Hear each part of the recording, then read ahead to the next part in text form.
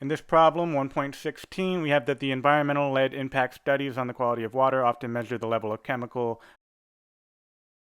I'm going to go ahead and write here that we have MP for methylparathion, and then here we have B.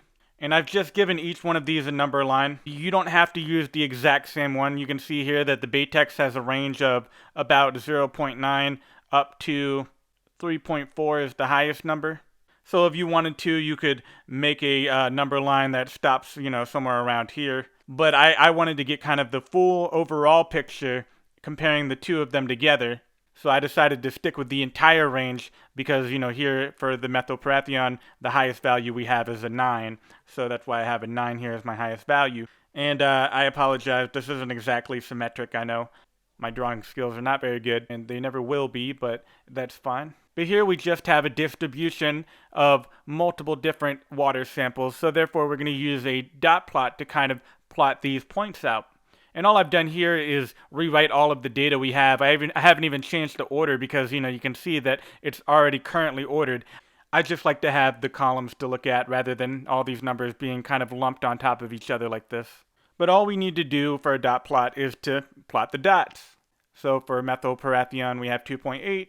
We're going to go over here, 2.8, roughly. Here we got 3.1. Map that out here. Probably too far over. Put that like right here. 4.7, that'll be somewhere around here. 5.2 and 5.2, we have two of those, so we'll put that there. And I like this one more than the last dot plot that we had to do because there were no duplicate values. At least here we have a stacking value now.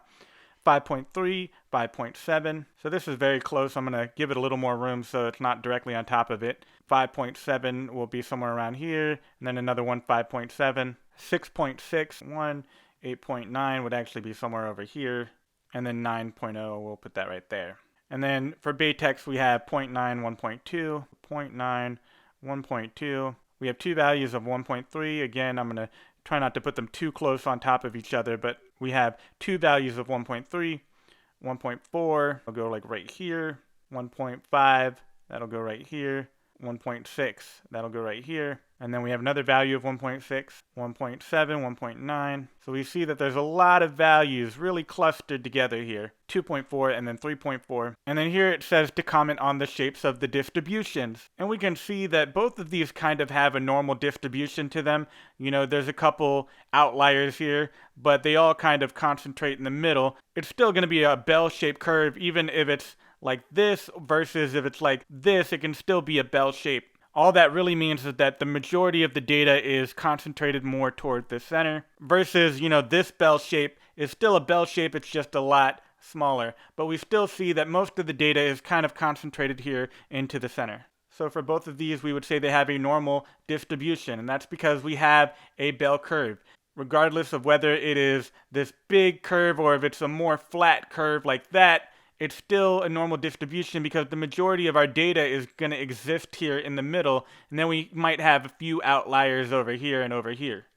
And, if you directly look at this data, you can tell, a fair amount just from looking at, all of the dots. Obviously, the distribution for both of these is fairly consistent. You can tell that the LC50 measurements on the methylparathion are clearly much higher than the LC50 measurements on Batex. So this dot plot gives you a pretty good picture of what's going on.